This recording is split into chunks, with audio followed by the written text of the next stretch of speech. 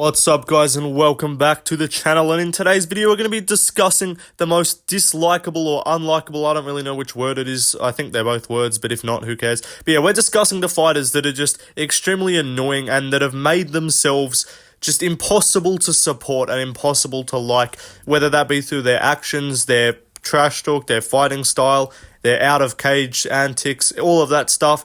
Just fighters who are just making themselves come across as the biggest fucking douchebags and make it very difficult to be a supporter of them. Now, if you are a supporter of these fighters, then you're a pretty interesting person. I'd like to know what's going on in your life. Reach out to a therapist maybe. You know, there are services available to help you if you are feeling down. But if you do like any of these fighters, I don't know what's wrong with you. But regardless, we're going to be discussing 9 fighters. I got one per division, and there's one division where I've got 2 people. So yeah, that's what we're going to be discussing in today's video. Let me know in the comments down below which fighters you just find impossible to like, that have just made themselves the most fucking annoying person ever. And yeah, let's start off with the flyweight division. Flyweight, pretty obvious, he's gone now, but I'm still going to put him in the video. It's Muhammad Mokaev. This guy just made it impossible to like him. Now, it's not just because of his incredibly boring fighting style. That is a big part of it, right? But there's fighters who are boring that we can kind of be like, yeah, whatever. Like, I'm not going to have Bilal on this list. I'm not going to have Marab on this list. It's not just about being boring. Some of it is, but also Mokaev's out of cage stuff and his personality and his character was just terrible. This guy, even like multiple, like Urseg, even Urseg said it. You know you're a fucking scumbag and a shithead if Steve Urseg, the fucking nicest person on the roster probably, beside Wonderboy maybe, like the most chill guy it seems like, if he's shit-talking you and being like, yeah, I heard everyone thinks this guy's a fucking jackass and no one likes him. Like, you know you're a dickhead if, like, Steve Urseg's shit-talking you. Steve Urseg does not shit-talk people. But yeah, Muhammad Mokaev, his fights were just awful. He would go out there and promise and say, brother, I am going to put on good performance and I am going to fight for the belt next. And then he just goes and sniffs crotch for 3 rounds, 15 minutes. Very haram behavior, to be honest. Like, I'm surprised Allah is okay with that, to be honest. He's putting his head too close to a man's private parts for too long, in my opinion. But Mokaev, it's just a ratty fighting style. It's not even wrestling. Like, you can wrestle and win and do it effectively. Like, I actually don't have any, like, you might, but contrary to popular belief, I actually don't have an issue with, like, Khabib or Islam. I don't like Islam because he beat Volkan Oliveira, but I don't have an issue with his fighting style. I've never called Islam boring, right? You can be fun and be a wrestler. Like, Hamzat's a fun-ass fighter. He wrestles all the time. But it's when Mokaev is just going out there and just absolutely burying his head into someone's cock and then just not doing anything the whole time. And then when they stuff his takedown 90% of the time, because his actual technical wrestling is dog shit, he just fucking sits on his knees and rolls to his back, or just stays on his knees and then just kind of reaches and just grabs at the legs while on his knees. It's the most pathetic fighting style ever. And then the whole situation with Manel Kape as well, around that 304 fight week, and then even afterwards, how he's like, just bullshitting and saying, I'll fight for free and stuff. Now we've heard less of him. Obviously, he literally got cut from the sport. But that's how you know you've made yourself just completely unlikable or dislikable to everyone on the fucking roster and every staff member as well. He said he was a shit. People said that he was a dickhead to staff as well. He would act all entitled and shit. So yeah, Mokaev, it's just impossible to like this dude. If you're a fan of him, you're either inbred as fuck or you just are trying to be different, to be honest. But yeah, Muhammad Mokaev, definitely the nomination for flyweight. Let's move on though to the bantamweight division. Next up, bantamweight, it's a no-brainer. It's Mario Batista. Now, this is a new entry into the list. If I made this a week ago, good old Mario probably would have escaped the wrath of Left Lane and the shit that I'm about to talk on this man, because he is just an absolute fucking gremlin. And also, this proves that I'm not just racist towards fucking Dagestani fighters, because he's not Dagestani, he is American. He's not white, I think he's like Hispanic or something. But Mario Batista is quickly cemented himself as the biggest fucking gremlin fighter in the bantamweight division. Like, he's Marabing worse than Marab. Like, at least Marab does it and pushes with cardio and will separate. Like, most of it, Marab did hold Aldo against the cage for a lot of it, but in most of his other fights, at least he'll get takedowns and he'll, like, I know he didn't get any against Aldo, but like, at least he'll push a bit of a pace, he'll throw some shots on the feet, he'll just be so erratic and spazzy that there's actually shit going on. But Batista is quite literally the most pathetic thing I've ever seen when the ref, I think it was Beltran, stepped in, separated them, and as soon as they touch gloves and get back to space, he immediately just shoots another takedown. Like, the most pathetic thing ever. And then post-fight to talk like, yeah, it's Jose Aldo's fault for not being able to get off the cage. Like, how about you fucking do something? You're not fighting. You're a professional fighter. You're getting paid by the UFC. The UFC doesn't stand for fucking ultimate fucking hugging championship, bro. It's the ultimate fighting championship. Fucking, what are you doing? Like, he was not fighting Jose Aldo in the third round. Like, first two, fair enough. You won the first round. If he had won the third round by doing what he did in the first, I wouldn't have been that mad. But it was the third round where he just showed no interest in fighting at all and just purely decided to just bury his head in his crotch and do nothing the whole time. Is when I'm like, yeah, I can't defend you. Like, sometimes if people go off and like, if a guru goes off and tries to rant about someone and say, oh, they're boring and shit, like, I actually defend Merab a bit and say Merab's not that boring. Like, he's not fun. I'm not calling Merab fucking Diego Lopez out there, but I don't think Merab is a boring fighter. I did not fucking fall asleep watching the O'Malley fight. I was not, like, the only boring fight he's really had is the Aldo fight. Now, fair enough, Batista hasn't had that many boring fights, but also, I thought he won a robbery decision against Damon Blackshear. Fair enough, he looked good against Simone, but I don't know, this guy's top 10 ranked now, and I just think he's not all that. I think he's completely mid. And yeah, the way he handled it post-fight was like, come on, bro. Don't be talking like, oh, I beat a legend this, I beat a legend that. You didn't fucking beat shit, bro. Hope your dad beats you. Or hope he did beat you as a kid. Probably fucking why you became such a gremlin. You were just scurrying away, trying to grab onto something. But yeah, I don't know what I'm even saying, but how are you going to do that? How are you going to go at the press conference, chat shit, be like, I'm going to put on a fucking war, we're going to have a bloodbath, I'm going to make him bleed and shit, and then you're not going to make him bleed, you're just going to make him fucking confused why there's someone's head in his cock, like, and it's not a hot female. Like, that's what Jose Aldo's thinking. He's like, what the fuck? Why is this guy's head just next to my dick, like, the whole time? He's just thinking, like, this is fucking weird. Jose was probably not trying to touch him or anything. It's like, can I just get out of here? But Batista, just a bum and a gremlin. Send him to Diddy's house, honestly. Drop him in Diddy's cell. Do the Justin Bieber fucking, he's spending 48 hours with Diddy. Like, we need to repeat that with Batista and see if he comes out alive, bro. Fucking, all of that shit. Get him out of here, honestly. Guilty until proven innocent. Charge this man with fucking war crimes. I don't care. Get him out of the fucking sport. He's a bum. Anyway, let's move on to the featherweight division. Next up, we have Movsar Evloev. It's no particular reason. This guy's just a pedophile as well, and that's not even alleged. Like, if your definition of pedophile is someone over 18 dating or having sexual relations with someone under 18, if you accept that as a definition of a pedophile, then Movsar is a pedophile, because he's said on record to Sneeko, who's another fucking pedophile, that his first thing was like a 17-year-old and he was like 21 or some shit like that. Not he just turned 18 and they were dating and then he turned 18 while the chick was still 17. No, he's like, yeah, I was like 21 or something, or 19 and she was 17 or something like that. But yeah, Movsar's just a fucking creep. He's just a weird guy. And also, yeah, fighting style dead. And also, talking, like, why are you trying to shit talk Diego Lopez like he didn't make your entire career? Like, no one cares about Movsar Evloev. The only relevant thing, the only thing that people talk about when they see Movsar is like, I want to see Lopez rematch him on a full camp because I think he'd whoop his ass. Like, that's the only thing that Movsar is, like, known for. He's never finished a fight in the UFC. Diego Lopez came in May of last year and it's just mogged his entire fucking career. I'm pretty sure Movsar's got like 8 or 9 UFC fights. Lopez already has 6. It's 6, isn't it? Yeah, 6. He's already got 6 fights, and Movsar's got like 8. And Movsar debuted like fucking 3 years before him. So yeah, Lopez has just mogged this guy's entire career, and he just copes on Twitter and is trying to act like he's the fucking boss. He's also now, you were refusing to fight him, you were refusing to rematch him. He's now ranked above you and you're calling for a rematch. So fuck you.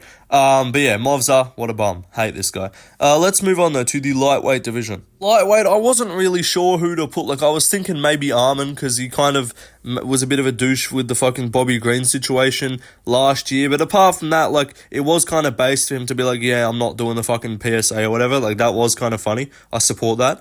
And ultimately, I don't hate him too much. But in terms of people who have just made it difficult to like them, it's Michael Chandler.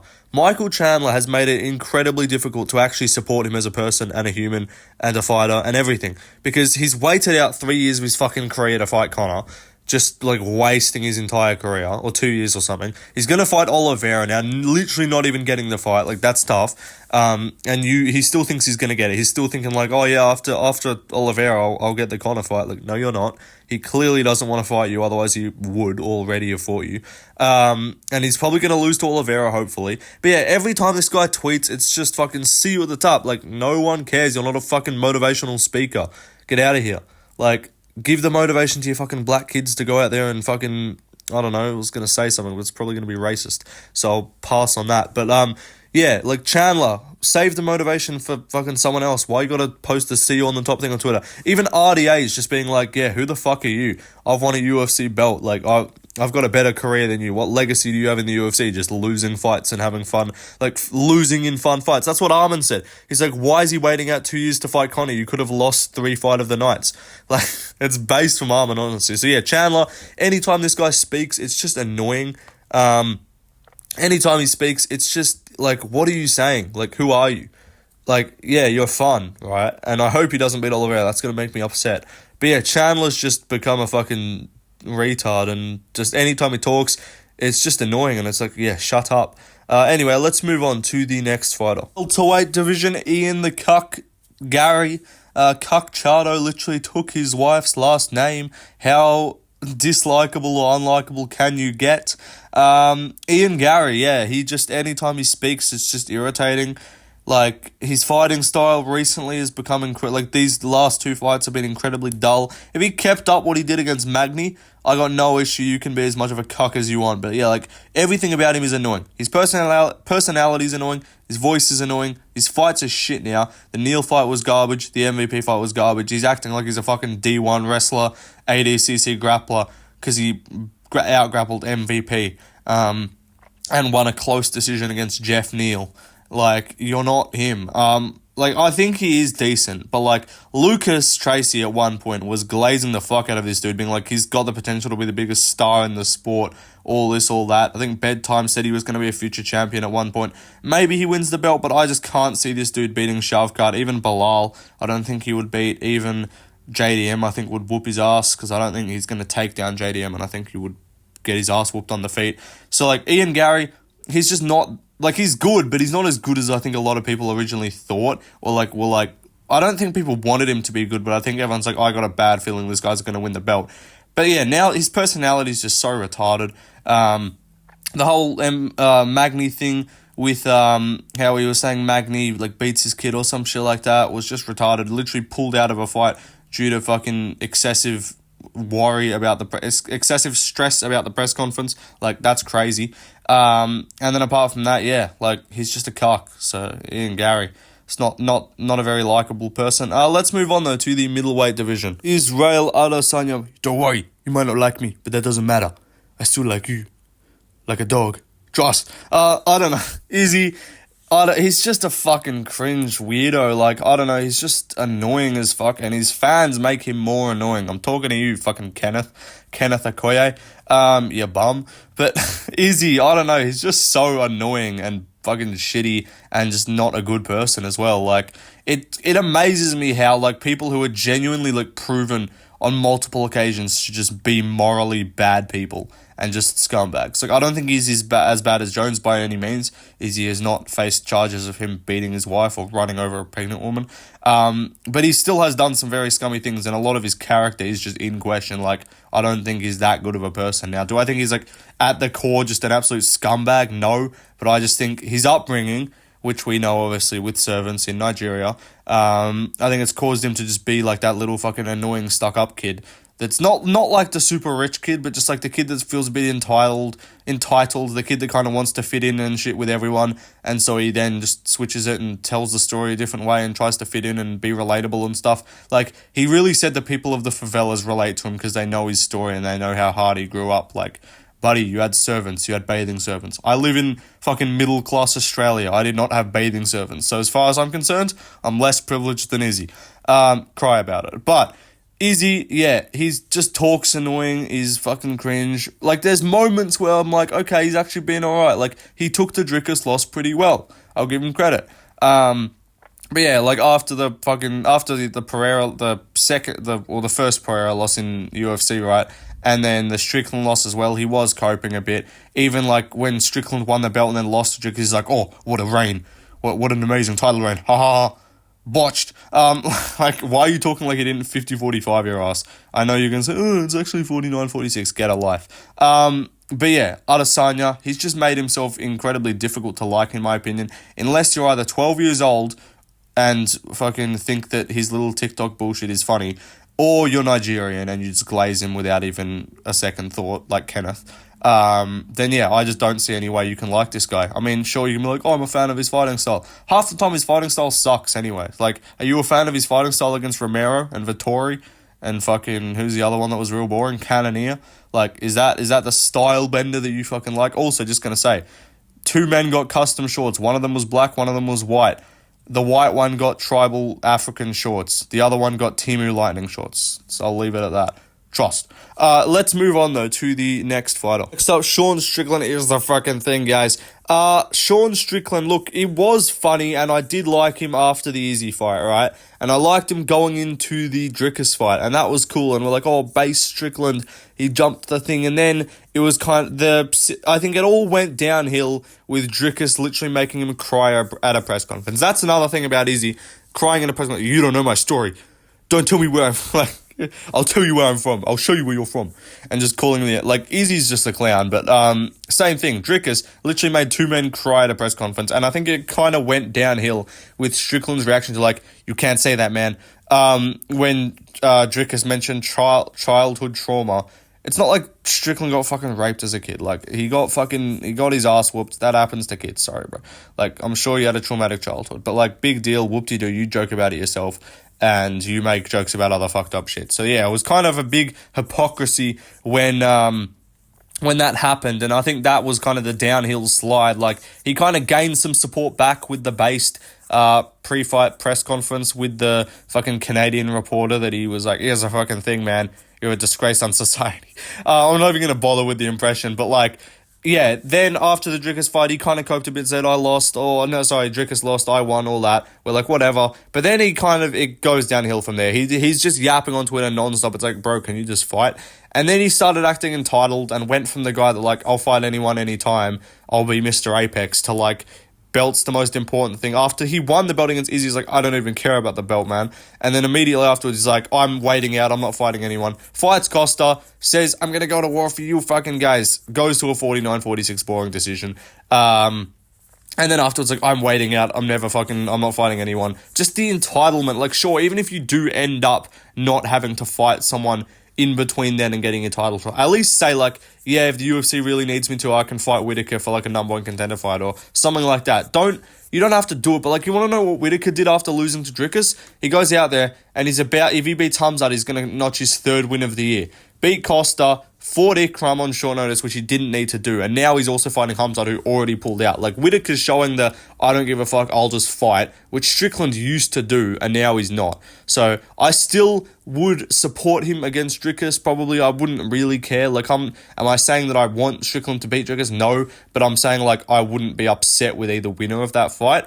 But he's just yapping a bit on Twitter. And it's like, the yapping from Strickland on Twitter is only funny when he's fighting. When he's doing the based pre-fight fucking media interviews, when he's getting in the cage and actually fighting. Otherwise, it's just like, he's just typing paragraphs daily on Twitter. Like, can you fight, please? So yeah, Strickland, he's not completely unlikable, but he is becoming, like, relatively hard to like at this stage. He needs to, like, get in the cage, get a win, or just have some sort of based fucking moment and stop kind of whinging and complaining on Twitter. Anyway, let's move on to the light heavyweight division. Jamal Hill, yeah, he's just continuously making himself probably the most unlikable fighter on the roster. Like, if you are a Jamal Hill fan, you are an unintelligent reason that IQ maps of the world and IQ via ethnicity is a thing. Like, that's who you are if you like Jamal Hill. You are the reason why there's a difference in IQ from normal Americans to African Americans. Sorry, I'm just going to say that. fucking hell. But Jamal Hill fans, if there are any, I don't know who the fuck you are. Jamal Hill is quite literally the most delusional fucking fighter on the roster right now. Yawning after the prayer fight. Like, who are you? You got slept.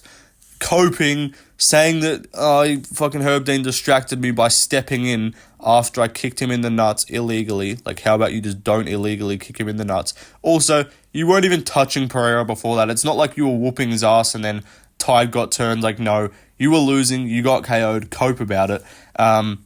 And you're not even booked, you're not even hyping up a fight, you're not even gonna get a rematch with him unless you get, like, 2 wins at least. And you're not booked, you pulled out of the Khalil fight, you're injured. I respected Jamal Hill for being like, fuck it, I just lost, I'm stepping up. Like, remember the reaction when him and Khalil was booked? Everyone's like, what the fuck, he literally just lost a week ago, why is he turning around? And I was like, fucking fair play, respect it. If you can get a win, you can make people forget. But still, everyone's most recent memory of Jamal Hill, until he gets another win, is him getting KO'd after just yapping in the build-up and then just making excuses afterwards and just coping. So yeah, it's incredibly hard to like Jamal Hill. I kind of liked him after the Glover fight. I was like, fucking fair enough. He stood up to Helwani. I was like, oh, that's kind of based. And then since then, he has just gone downhill beyond belief and just become a pathetic fucking loser. Anyway, let's move on to the heavyweight division. Heavyweight, it's Jon Jones. Now, Dana White has also helped a lot with the making Jon Jones a lot more unlikable than he is.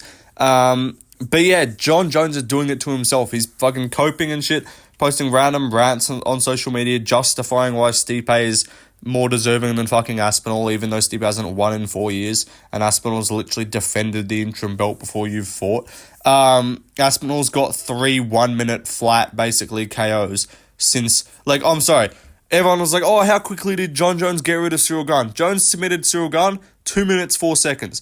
Since that time, Aspinall KO'd 3 opponents in, I think, 3 minutes and like 22 seconds flat, and finished all of them by KO. 3 of them, all top 10 guys. Tabora, not so much good, but like Blades and Pavlovich, arguably better than Gane, and a more difficult matchup for Aspinall than Gane is for Jones. But he's going to fight Stipe. Pray to fucking God, if God's real, he'll lose. If God is real, he will not allow a fake Christian and someone who absolutely tarnishes the name of Jesus Christ by his actions, like Jon Jones, to win and succeed in the sport and leave without losing and without getting KO'd and humiliated. If God's real, Jon Jones will be KO'd before he leaves the sport. But, because he's just literally an embarrassment to Christianity. But, yeah, literally drug cheat, PED user, wife beater, multiple time fucking criminal. If he was not a professional athlete and Jon Jones, he would be in jail right now. That's a fact. You don't, like, the charges he's gotten, he would probably be in jail, or if not, be on, like, parole or some shit. If he wasn't a UFC champion, he just gets away with it because, you know, he's got a different set of standards because he's got demons, you know, we got to feel bad for Jon Jones. But yeah, he's just a fucking scumbag. And also, even without that, even if you want to ignore the multiple PED tests and the fucking background of criminal history and being a dirtbag, he's just still right now with this Aspinall situation just extremely being a cunt and just proving it difficult to support him at all. Like, if you're a Jon Jones fan, yes, you are a gay man, or you're just a black person that will just support any other black person. Yeah, or you're that fucking guy on Twitter called that blonded MMA guy or whatever, who's just a gay man who also beats women. So if you support Jon Jones, you are probably just like a budget version of Jon Jones and just a scumbag.